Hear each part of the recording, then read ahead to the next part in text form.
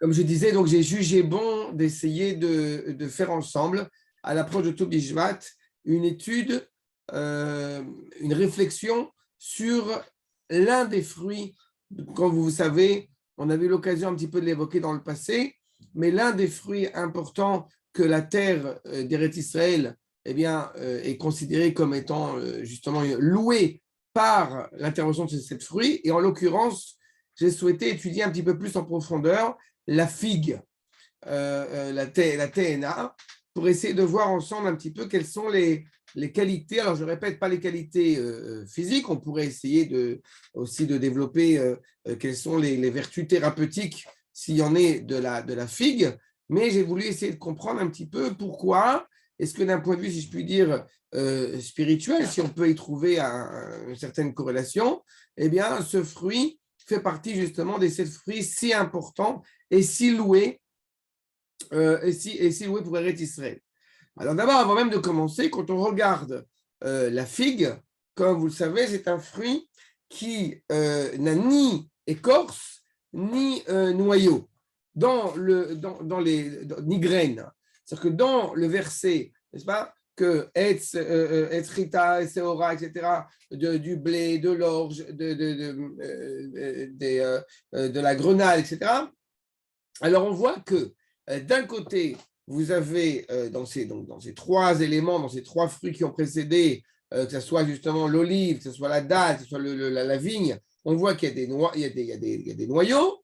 Et d'un autre côté, vous avez justement la grenade qui, elle, a effectivement une clipa, une écorce, une peau, mais qui, justement, on se nourrit de ces graines. C'est-à-dire qu'on a un petit peu d'ambivalence. D'un côté, vous avez ou des éléments ou des fruits qui, eux, n'ont pas de peau, mais qui ont une graine. Oh, shalom dov, kol hakavod. Je félicite ton courage de venir sur Zoom. On va parler de la figue. Voilà, juste pour reprendre par rapport à Dov, on évoque la figue, un petit peu les vertus qu'on peut tirer de la figue. Et en tous les cas, je mets en introduction une évidence sur le fait que la figue, eh bien, elle n'a à la fois pas de problème d'écorce qui serait justement protectrice de cette manière, ni de noyau. Donc, c'est un petit peu spécifique. C'est un petit peu spécial. Du coup, on nous rappelle que la figue, eh bien, on peut en profiter pleinement. On avait fait ça dans le passé, on avait montré que notre Chaim développe l'idée quel était l'arbre au bout du compte de la connaissance, et certains avaient évoqué le blé, d'autres la vigne, et d'autres avaient pensé à la figue.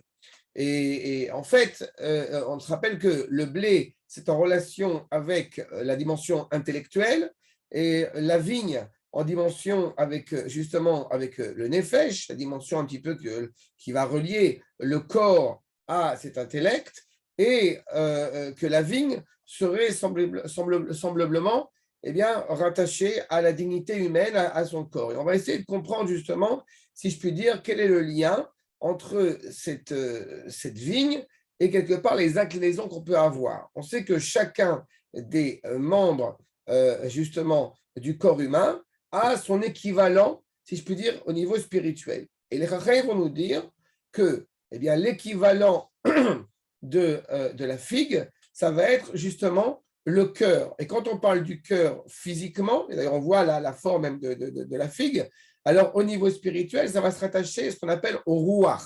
Pas dans le nefesh, mais le rouach, le souffle.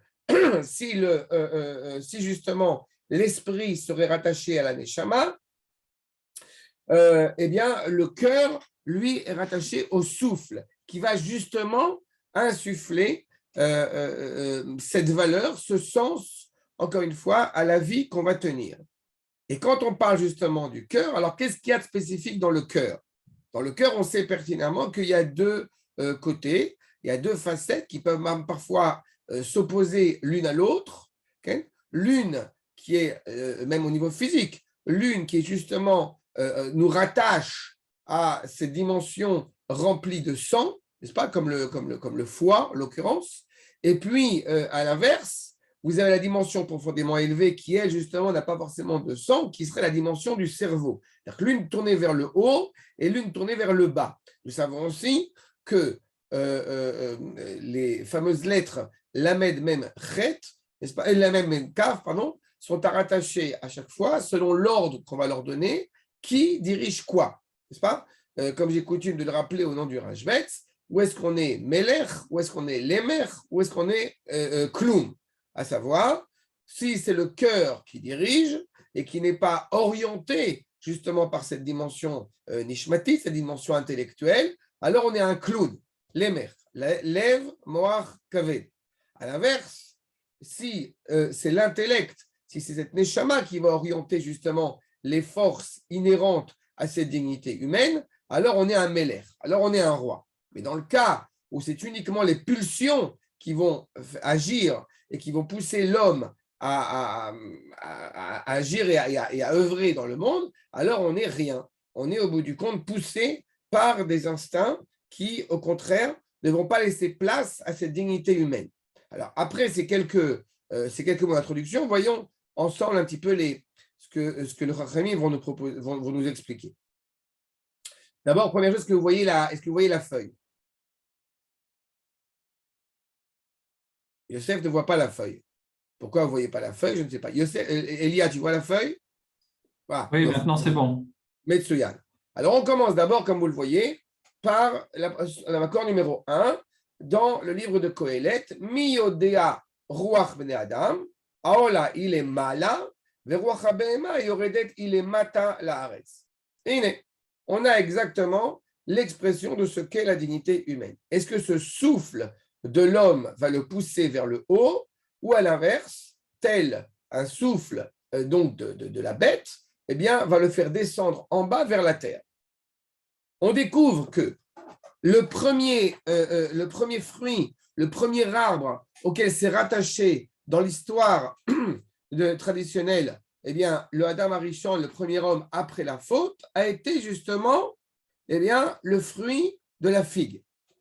C'est-à-dire qu'il y a une tension permanente, de la manière qu'on va le retrouver dans le cœur, il y a une tension permanente, comme vous le savez, entre l'idée justement d'élever ces inclinations du cœur vers le haut ou au contraire vers le bas.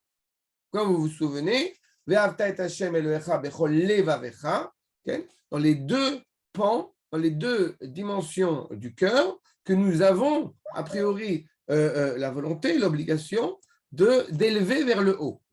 Et quand justement le verset dans Bereshit, Makor numéro 2, nous dit Vetikachena ene enehem ve'id'u ki arunim hem ve'itperu ale tena ve'yasulem chagorot. C'est qu'au bout du compte, eh bien, le premier objet qui va être utilisé, le premier fruit, le premier arbre qui va être utilisé après cette première faute, va être justement les feuilles de figue. Alors, on peut se dire, mais pourquoi les feuilles de figue? Qu'est-ce qu'il y a de si particulier, encore plus, après ces feuilles de figue? D'autant que, comme je l'évoquais à l'instant, si, au bout du compte, eh bien, le premier fruit, le fruit de la connaissance était ou extrait du blé, ou de la vigne, ou de la figue, alors a priori, c'est l'objet de la faute. Pourquoi est-ce que justement, c'est après la faute, l'objet, le fruit qu'on nous allons utiliser? On va voir pourquoi, mais en tous les cas, on va réutiliser cette même dimension-là. On aurait pu, au bout du compte, se contenter de prendre du blé ou de prendre de la vigne. Non. On va prendre justement des feuilles de figuier. C'est la première problématique. La deuxième problématique que je rappelle aussi, c'est que la faute essentielle, et ça je l'avais évoqué dans le passé, qui fait que justement nos chachamim, eh bien, quand ils vont être en controverse de savoir si effectivement c'est du blé, de la vigne ou de la figue, la réelle problématique, ce n'est pas le fait justement de leur controverse. La séparation de ces trois éléments est en elle-même le cœur de la problématique. C'est-à-dire, couper le cœur du corps de la dignité humaine est en soi un problème. Avant la faute du premier homme, il y avait justement une réalité d'unité sans ruse et sans réalité mensongère. Arumim vient de la langue armumim. Il y a une sorte de subterfuge qui est en train de se mettre en place, une sorte de conception séparatiste qui est en train de se mettre en place. Et ils vont utiliser pour réparer cette réalité des feuilles de vigne. Va nous dire Rashi, accord numéro 3, Aletena, justement, ou à Etz, Sheachlou Mimenu. Selon Rashi, il ne donne pas la possibilité de ces deux autres fruits que nous avons évoqués, mais il dit clairement de quel arbre ont-ils mangé de ce fruit-là. Bedavar Shenit Kalkelu va ajouter Rashi. Bedavar Shenit Kalkelu, Bo Nitkanu. C'est de là où ils ont fauté, c'est de là où ils vont réparer. Aval Shara Etzim, maintenant Umilitolat Aleem. Ils n'ont pas utilisé les autres arbres alors qu'ils auraient pu avoir la possibilité de les utiliser, et pourtant, ils se sont empêchés de les utiliser. Et pourquoi justement l'arbre n'est pas aussi clairement diffusé, reconnu, publié? Chez En HaKadosh Baruch Hu Chafetz Leonot Beria Shelo Yachlimu Veyamru Zeu Shelaka Haolam Al Yado Midrash Rabbi Tanchuma. Pourquoi est-ce qu'on n'a pas dit clairement, au bout du compte, de quel fruit s'agissait-il, de quel arbre s'agissait-il de manière plus explicite, si ce n'est encore une fois par allusion de nos Chachamim, de peur qu'un élément dans la création, eh bien, soit maudit, soit méprisé, soit dédaigné. Et je reviens à ma question de départ. On est en train de dire que parmi les 7 fruits que justement Eretz Israël est loué, parmi eux se trouve justement le fruit de la figue, qui va plus être utilisé. Le premier fruit, encore une fois, que Adam Arishon pense utiliser. Autre élément que nous dit Rashi qui est très intéressant, c'est le fait que la volonté d'Akadosh Baruch Hu n'est pas de faire souffrir la créature humaine.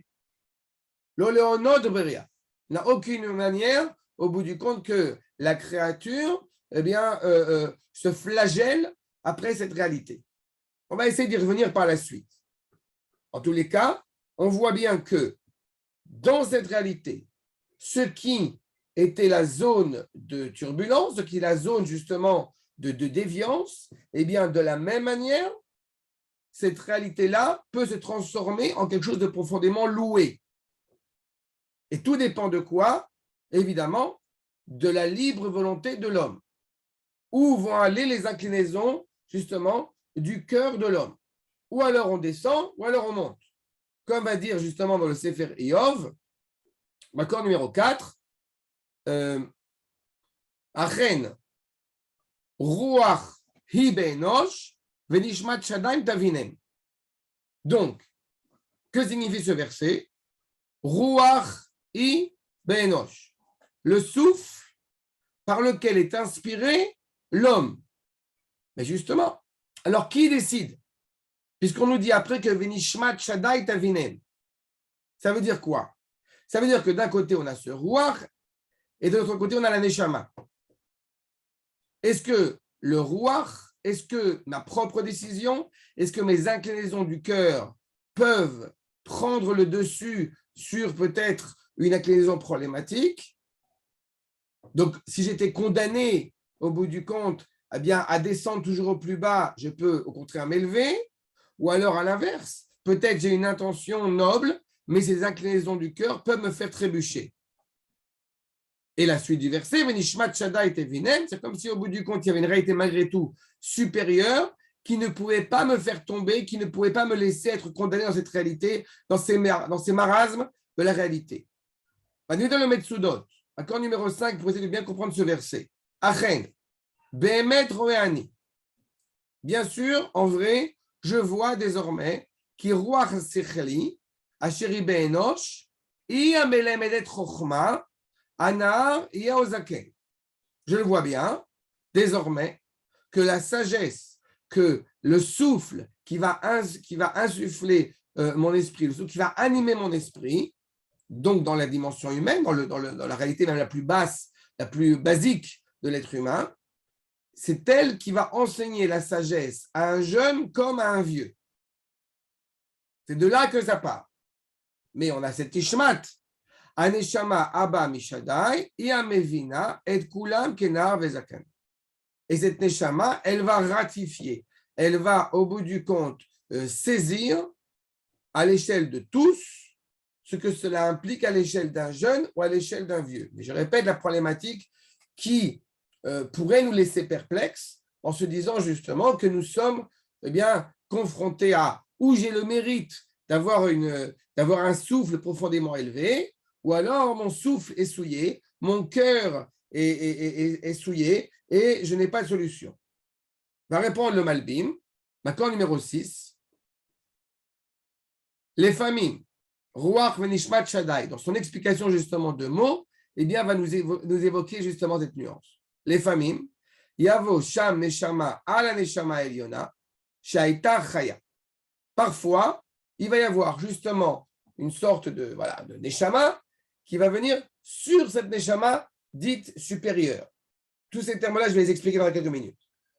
Shaita Chaya, Umesakelet Gam Terem Redata Begevia, qui était au bout du compte déjà en train d'être pleinement vivante et de se construire avant même que cette Neshama descende dans ce corps. Et après 120 ans, évidemment, elle se sépare de ce corps. Venifredet minagouf.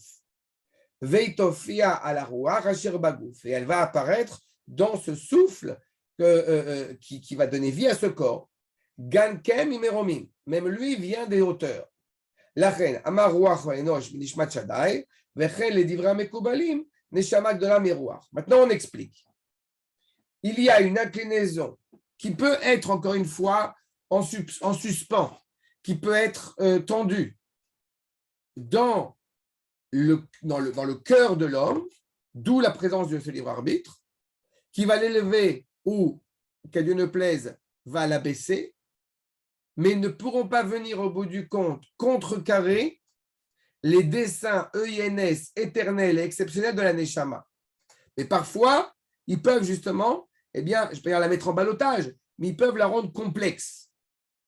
C'est tout ce que justement le corps va faire qui va pouvoir lui donner son sens le plus optimal. Je reprends avant de poursuivre. Ça veut dire que quand Adam Arishon, ce n'est pas involontaire, ce n'est pas innocent, que le premier fruit, que la première feuille, que les premiers éléments qu'il va goûter, c'est de comprendre que la meilleure manière pour réparer le monde et pour l'amener à ce qu'il doit être, ça ne passe que par sa propre décision, par ses propres, justement, aspirations. Et ces aspirations qui ne sont pas des aspirations utopiques, des aspirations spirituelles qui ne seraient pas reliées, justement, à une mise en acte par l'homme dans ce monde. Bien au contraire, toute la réussite, toute la quintessence de ce projet va démarrer par, justement, la volonté de l'homme, ici, sur Terre, dans ce corps, à vouloir réparer la réalité.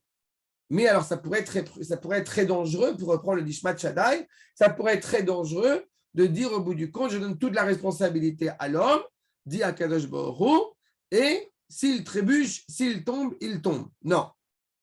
Parce que je vous rappelle que Shaddai, comme on l'a vu la semaine dernière dans la paracha, ça a deux significations qui sont aussi intéressantes. La première, c'est de dire que Akadosh Baruch Hu va mettre fin Samdai letzarotenu, qui va mettre fin à nos misères, à nos détresses. Et d'un autre côté, étrangement, Olam Dai, qui met des limites, Olam Shaddai, Shamar Dai Laolamo. C'est-à-dire qu'au bout du compte, qui met des limites à son monde. Alors que c'est une bénédiction ou une malédiction. La réalité, on sait pertinemment, et quand on est parent, on le sait encore plus, que pour qu'un enfant, n'est-ce pas, puisse évoluer et puisse justement se sentir à l'aise, il faut qu'il ait un cadre, il faut qu'il ait une limite.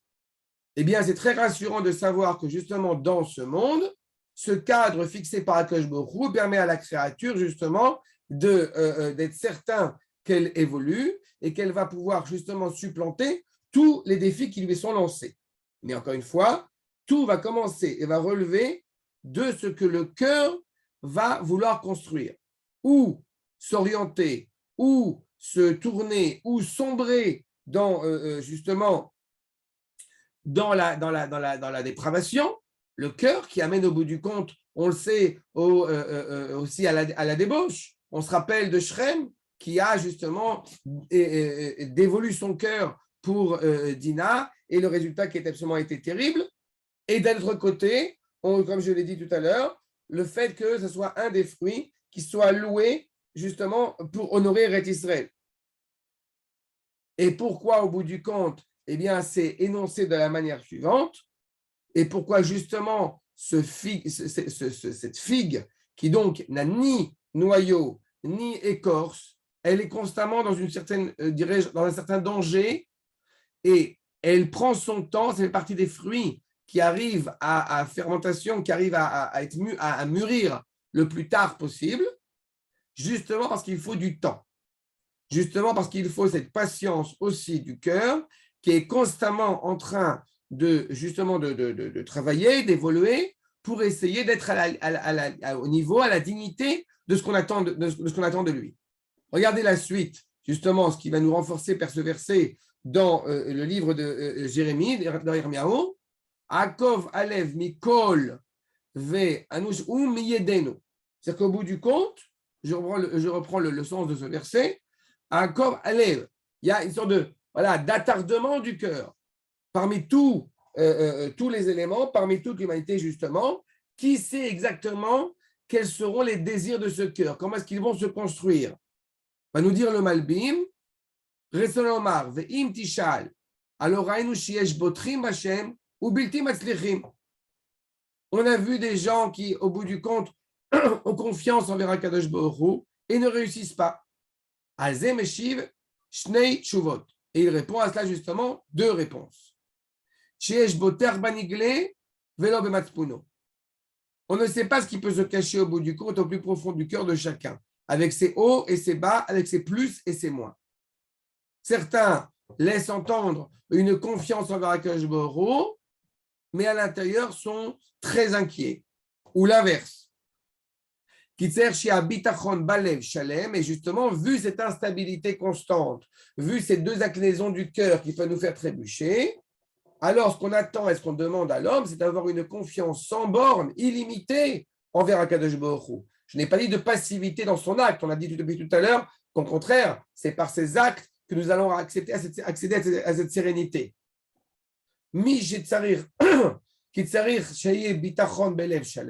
Une confiance pleine avec un cœur contrit, l'obémirma, pas de manière justement rusée, pas par mensonge, qui enlève Ekev Mekol. Le cœur, on dit Ekev Anava Yirat Hashem, la base, le plus bas, est d'avoir justement un cœur complet pour servir à Akadosh Baruch Hu. Kol ha'itzurim, kol ha'tziurim hara'in, toutes ces mauvaises idées, toutes ces mauvaises images, toutes ces mauvaises vertus, midot ra'ot, orvim à la lèvre, viennent au bout du compte dévorer, que Dieu préserve, notre cœur. C'est lui qui, au bout du compte, réellement, et Dieu sait combien c'est assez fréquent, c'est lui qui contrôle les forces, justement, ce souffle qui va lui être insufflé. À chaque faute, à chaque erreur qu'on peut commettre, on sait pertinemment que ce cœur se trouve en situation d'instabilité. Cette situation d'instabilité peut lui faire croire qu'au bout du compte, eh bien, il est condamné, qu'il ne peut descendre que vers le bas. Ou alors à l'inverse, plus justement il va s'élever, plus eh bien, il va être raffermi dans son cœur, d'être dans un chemin juste et un chemin droit.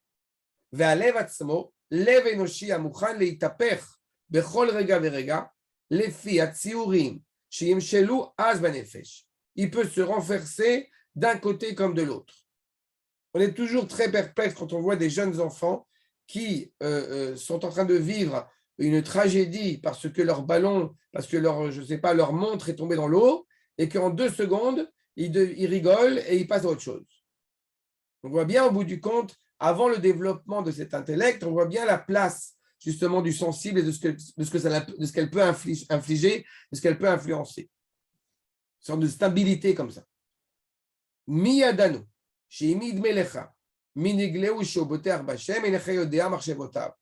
On ne sait absolument pas ce qui peut se cacher, j'ai envie de dire, dans les entrailles du cœur. Chacun, au bout du compte, entre lui et lui-même, voit bien à quel point son cœur est rattaché à Akadosh Baruch Hu ou l'inverse. Mais tout ce processus-là de maturation et de maturité comme de maturité pour la figue, eh bien, de la même manière, nous avons cette maturation du cœur. À la différence de l'intellect qui, lui, est capable de filtrer, il y a une écorce. Ou à la différence, justement, de la grenade, par exemple, où on va pouvoir se voir des mitzvot, on va pouvoir voir des belles choses, même dans le noyau. La figue, elle est constamment dans cette tension-là, de savoir justement comment révéler, comment réaliser cette intégrité, cette authenticité. Nous dit dans Michelet, comme vous le voyez, notre certaine yochal piria, veshemor adonav yechubad.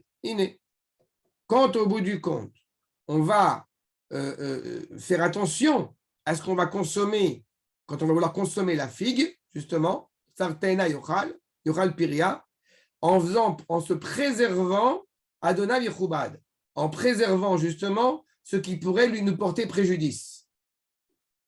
Ça, c'est, si je puis traduire littéralement, justement, le verset dans Michelet. Et encore une fois, on parle de la figue. Va nous dire, justement, le Malbim, Mishirotse lechol peri ateena tserlenatsra. Première évocation, celui qui veut manger le fruit de la figue, alors il doit faire très attention, justement, à bien préserver ce fruit. Plus que préserver même. Qui pri ateena midbakrim echad echad.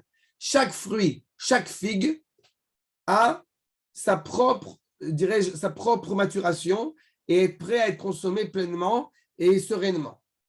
Vous retrouvez encore une fois le parallélisme entre la dignité de chacun et la dignité et la valeur douce, agréable, sucrée de chaque fruit. C'est-à-dire les lactam bechol boker, pour arriver à bien les consommer et à bien les trouver et à prendre le bon fruit. Eh bien, nous dit le Malbim, il faut les récolter chaque matin, Tere Mizrach HaShemesh, avant même la levée du soleil. Chez Elenken, It'alou Aperot Shebechu. C'est à ce moment-là, justement, que les fruits vont clairement sortir, vont être prêts à être cueillis. Donc, comme il est dit dans le Midrash et dans le Talmud de Yerushalmi, la reine, Shomer Adonah, Seher Leimatse, Etzlo Bechol Boker. Donc, il va avoir des gardes qui sont présents chez lui chaque matin. Sinon, les oiseaux vont venir, sinon, plein de nuisances peuvent venir. Mais la quête apéro d'aïnou peri chokhmato. De quel fruit parle-t-on? Du fruit de sa sagesse. C'est-à-dire qu'il va devoir travailler dur, qu'on soit jeune ou qu'on soit vieux, pour justement développer cette sagesse, ce souffle qui va animer, qui va donner vie à cette sagesse, afin d'en être digne et de pouvoir récolter au bon moment ses fruits. Comme il est dit quand on parle de Yoshua, l'élève de Moshe Rabbeinu, que justement, eh bien, il n'arrive pas à quitter la tente de la Torah. Je vous rappelle aussi que quand on dit que Yoshua, il n'a pas quitté la tente de la Torah, il n'a pas quitté le Beth Midrash, alors c'est toujours très intéressant à rappeler. Yoshua, il est parti à l'armée, il a mené les troupes au combat, et pourtant on dit qu'il n'a pas quitté le Beth Midrash. Justement, on peut sortir du Beth Midrash, mais la grandeur justement de ce souffle qui est constamment ravivé, c'est quand on sort du Beth Midrash sans quitter le Beth Midrash. On y est rattaché comme un flux vital. C'est cette sagesse-là qui est entretenue constamment. Et c'est grâce à cela, c'est grâce à cela qu'on atteint justement la dignité, qu'on est clairement respecté chez Samach Yadav Alav, qu'il va pouvoir justement récolter, comme on dit, donc son fruit. Alors d'un côté, vous avez ce défi immense qui est évoqué par la figue, mais d'un autre côté, on a quelque chose qui est très rassurant. C'est que, comme j'ai dit tout à l'heure, la Neshama, elle est au-dessus du roi. Ça veut dire que Akadosh Baruch Hu aiguille justement sa créature à relever ce défi et être prêt à le relever. D'autre part, comme je l'ai dit, il n'y a absolument aucun détritus dans la figue. Toute la figue est consommable. Cette question-là va évidemment interpeller notamment le Midrash, Makor numéro 11, Amar Rabbi Udan, Ma Teena Azu, elle l'absolète. Cette figue, elle n'a pas de détritus. Elle a Oksa Bilvat. Elle a juste en haut, quand on va l'enlever, de faire attention de ne pas la garder avec la branche. Avaroto ou Batelamo. Tu enlèves ça, il n'y a plus de problème. Il n'y a plus de détritus, il n'y a pas de faute, il n'y a rien du tout. Et bien, nous dit le Rav, car Amar Akash Bokhu l'Avram. C'est la même chose que Akash Bokhu a dit à Avraham. En Bechapsolet, et là, Aorla. Tu fais attention, justement, là, pour la troisième année, pour pouvoir profiter de ce fruit. À part cela, il n'y a aucun problème. C'est-à-dire qu'au bout du compte, on a évoqué la figue pour louer Eretz Israël. Là, le Midrash laisse entendre qu'on parle de la figue pour parler de la valeur de Ham Israël. C'est-à-dire qu'encore une fois, les bases même de l'éducation doivent laisser entendre cette intériorité profondément agréable, profondément douce, profondément louable, profondément bienveillante de la créature façonnée par un créateur. Même quand Adam Arishon a fauté et qu'il se retrouve après la faute, il serait terrible s'il était convaincu que de toute façon il était condamné, qu'il n'avait rien à faire. C'est-à-dire qu'en consommant la figue, il est conscient qu'il a fait une faute, mais que c'est dans ses moyens, c'est que dans sa possibilité à lui de réparer pleinement ses erreurs, parce que ce sont uniquement des erreurs extérieures, momentanées, ponctuelles, et certainement pas qui font partie de sa DNA, de sa carte d'identité génétique. Au contraire, c'est en prenant cette figue que nous allons pouvoir mettre fin, à juste titre, à toutes les scories qu'on pourrait éventuellement avoir. En étant convaincu de cela, comme nous dit le Midrash, et cela, justement, va dire qu'on va pouvoir marcher devant Akadosh Baruch Hu de manière complète, de manière intègre. Et quand, justement, eh bien, on se dit que pourquoi Adam Arishon a choisi justement ce fruit-là après la faute et pas le blé ou pas la vigne, pour d'autres raisons, il les choisira plus tard. Mais pourquoi ce n'est pas le premier fruit qu'il a goûté? Justement, va nous l'expliquer le Rav Kook. D'abord, est-ce qu'il y a des questions sur ce que j'ai dit? C'est clair? D'accord. Je ne vois pas de main, c'est clair. Yofi. Regardez ce que nous dit, s'il vous plaît. Donc, j'ai raccourci un passage de Enaya, du Rav Kook, où il nous soulève un élément très intéressant. Ok. Slicha. Tena Aïta. Comme on l'a dit tout à l'heure, c'était une figue. Apri amatok, chez Ein Batsorer, Kim chez Notefet Vache. A priori, ce fruit, il n'y a rien à réparer dessus. Il n'y a rien de bien, il n'y a rien de pas bien. Il est rempli de miel, il est complet, il n'y a rien à faire avec lui. Mais justement, chez Keshma Kotara, elle est profondément pure, profondément. Sa description fait que c'est un fruit parfait. Tena yevakesh arodef, achre amutarot, bemaachalim arevim, kede lehenot bahem, anaat atam levado, belo toelet. Ce fruit, cette figue, qui n'a a priori que d'autres alternatives, que d'autres pensées, que de courir, que d'aller pour aller justement profiter de cette douceur, de ce sucre, sans aucune autre utilité que cela. On pourrait se dire, quand je vais manger du pain pour justement développer ma sagesse, quand je vais peut-être boire du vin pour réjouir mon cœur. Là, a priori, la figue, justement, n'a pas d'autres affinités que de la manger pour profiter de la manger. Et alors, est-ce que ce serait un problème? Rabbi Yosef Omer, Sherad bevakashat hamutarot beikaram lo tishpal hanefesh kolka. Le fait de vouloir profiter de la vie, ce n'est pas ça qui a un problème. Ce n'est pas ça qui peut humilier l'homme. C'est Rag bashafel adam la ta'avot achila gasa b'machalo ativi. Qu'est-ce qui peut réellement, au bout du compte, porter préjudice à l'homme et abêtir et amenuire la dignité de l'homme? Ce n'est pas justement la volonté de profiter de la vie, mais c'est la bassesse de l'homme qui peut l'amener justement à vouloir consommer les choses de la manière la plus grossière qu'il soit. C'est-à-dire que qu'est-ce qu'il y a de différent entre Adam Arishon avant la faute et après la faute? Avant la faute, la consommation se fait naturellement dans la plus grande sainteté, dans la plus grande élévation, sans avoir de questions à se poser, d'interrogations à se poser sur la justesse, sur la justesse morale du profit de la vie. Après la faute du premier homme, comme nous avons parlé tout à l'heure de séparatisme, alors après la faute du premier homme, se pose la question du profit, du plaisir qu'on va prendre. Est-il animé par un désir bas ou au contraire par quelque chose de profondément élevé? En cela, ça poursuit le Chacham, justement, Chet Aïta, She'i notenet l'Adam, Chita Aïta, She'i notenet l'Adam Da'at.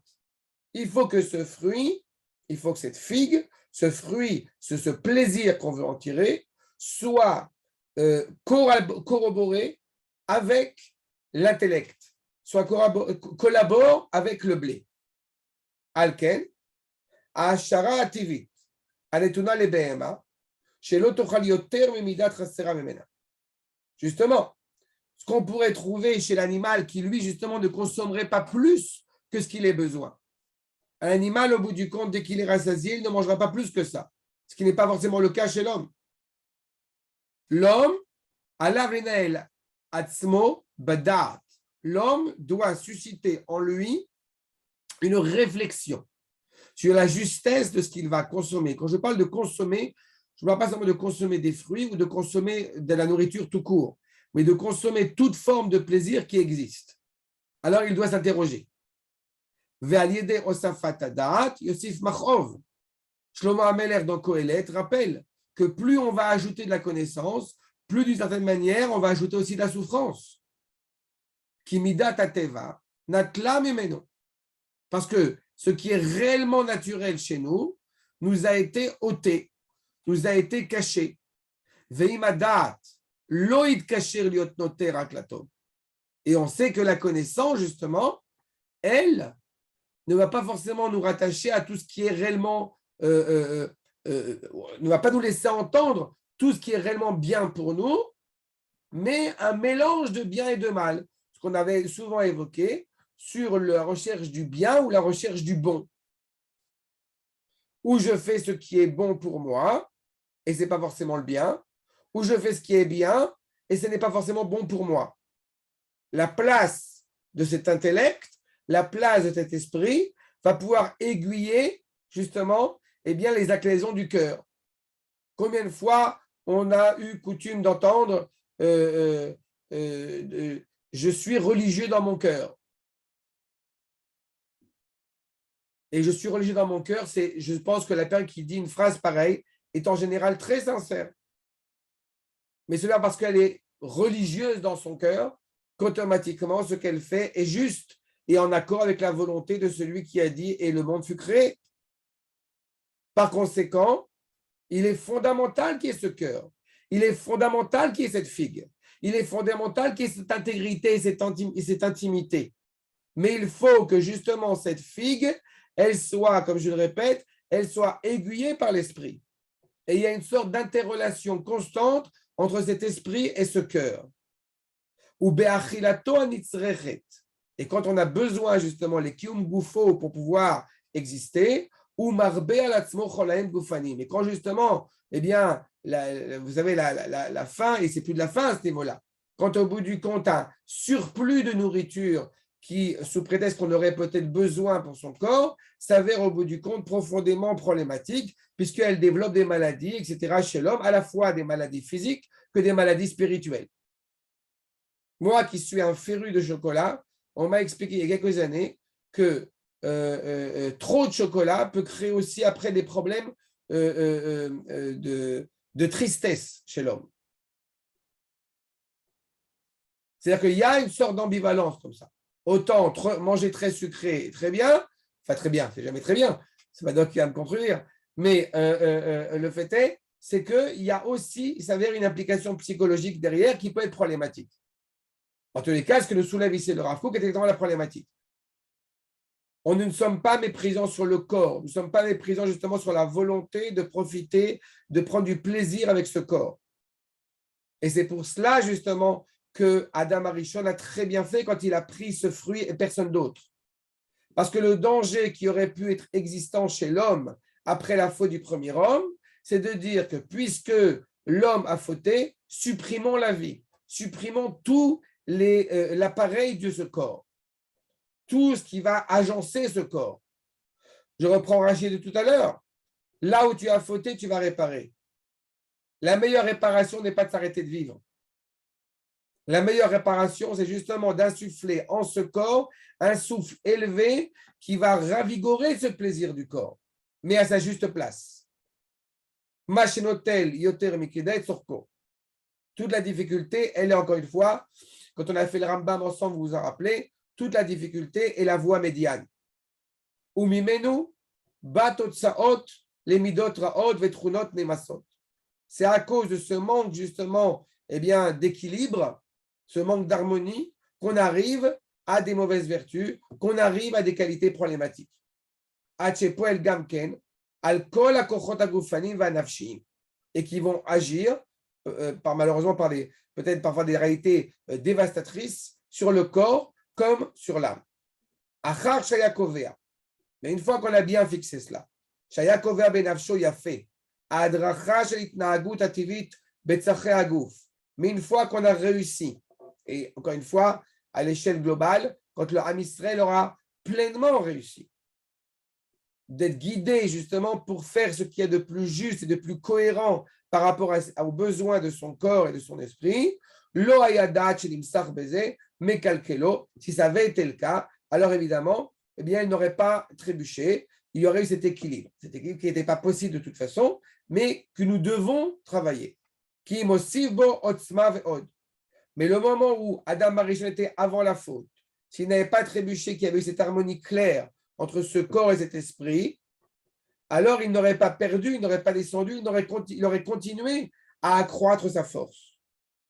Maintenant que nous sommes après la faute du premier homme et que nous devons clairement réparer cette réalité, alors on ne peut pas le faire en privilégiant une force au détriment d'une autre.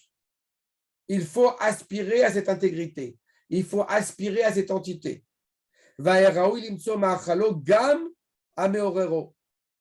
Il fallait justement trouver cette nourriture qui, elle aussi, va le réveiller.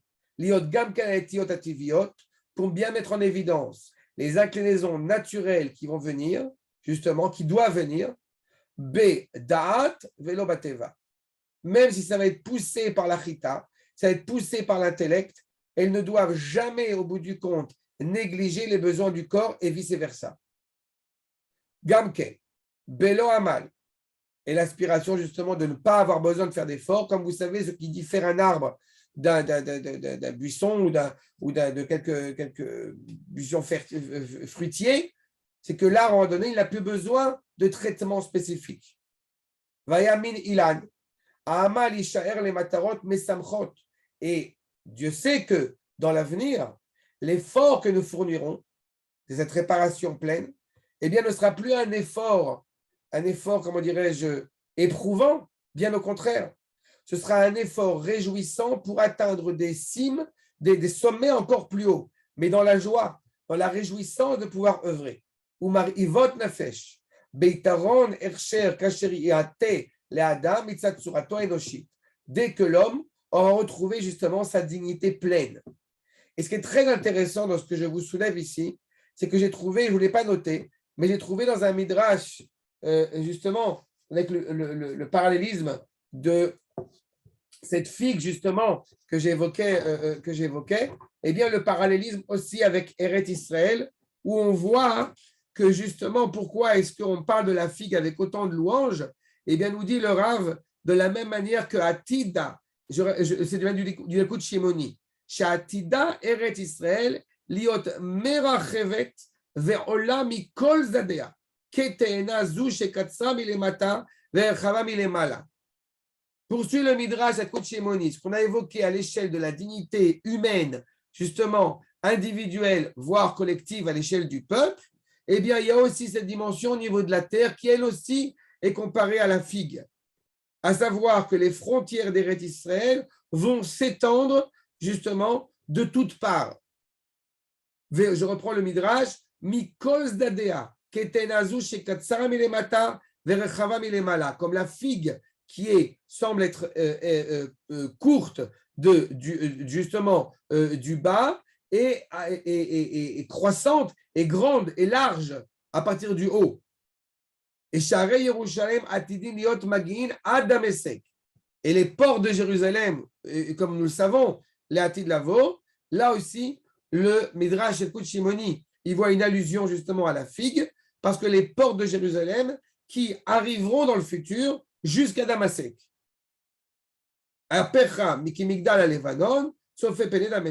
Que ton visage, ta porte, justement, eh bien, va arriver jusqu'à Damasek. C'est qu'on voit que de la même manière qu'il y a une abondance, une réalisation, une révélation du souffle divin dans les différentes franges de notre corps, dans les différentes franges de notre âme, eh bien, à l'échelle de la nation aussi, puisque la terre, Baruch Hashem, va pouvoir s'agrandir pour pouvoir au mieux révéler justement le dessein divin. Et maintenant, pourquoi est-ce qu'effectivement, et je terminerai avec cela, pourquoi est-ce qu'effectivement, c'est donc un fruit fondamental qui est lui aussi loup Eretz Israël, parce qu'il nous met en phase avec ce défi justement de révéler le projet divin dans toutes ses conceptions, dans toutes ses notions, que ce soit au niveau des différentes forces du corps, comme au niveau des forces de l'esprit. Adkan, est-ce que j'ai été clair? Y a-t-il des questions? C'est-à-dire qu'en fait, je vous ai endormi, c'est ça? Le Zoom nous a endormis. Vous pouvez enlever le Zoom. Vous pouvez enlever le mute, pas le Zoom. Okay. Non, on est parfaitement réveillé. Eh bien, c'est parfait. Eh bien, on se revoit, Bezrat Hashem, j'espère la semaine prochaine. Sinon, en vrai, pour une partie d'entre vous en tout cas. Et sinon, malheureusement, il faut que je vois, j'ai reçu la réponse. Je dois être en bidoude encore pendant quelques jours. Bezrat Hashem, portez-vous bien. Toi aussi. David, Shalom, shalom. merci.